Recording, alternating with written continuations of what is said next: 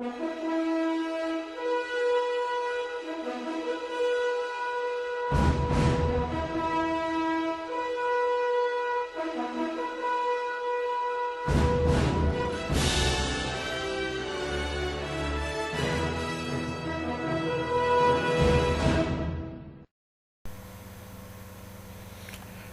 so Devotional Day 1.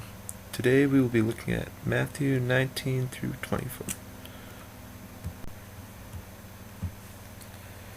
And Matthew 19:24 reads, "It is easier for a camel to go through the eye of a needle than for a rich man to enter into the kingdom of heaven."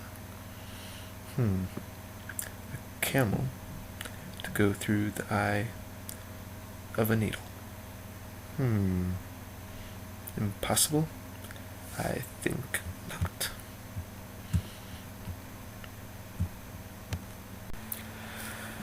The reason why it's not impossible is because, well, for one thing, everything is possible through Christ and God.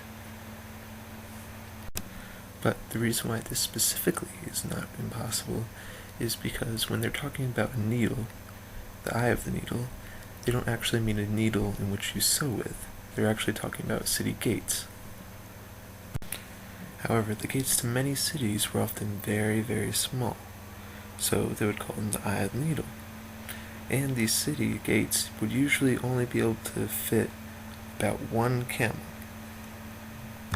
which meant that any time that a merchant who would travel distant lands and whatnot wanted to pass through the city gates would have to take all of their merchandise, all of their riches, their jewels, any money that they collected, all the materials they collected off of the camel, and instead leave them outside of the city gates. So what this means is that it's not impossible for a rich man to enter into the kingdom of heaven, but instead the rich man must be able to give up all of his treasures of earth. And I believe that this not only applies to the rich, but rather all of us altogether. We must be willing to give up everything and follow Christ. But we should be willing to do that because the treasures that Christ guarantees us when we enter heaven are far greater than that in which we could ever accumulate here on earth. Because these treasures aren't treasures of gold or silver or precious jewels, but these are treasures of spiritual and love and the treasure of God himself, because he will present himself to us and welcome us into his home if we follow him. And that is the beautiful truth behind it all, behind this verse, behind the entire Bible, that God will allow us to go to him in his home and live with him.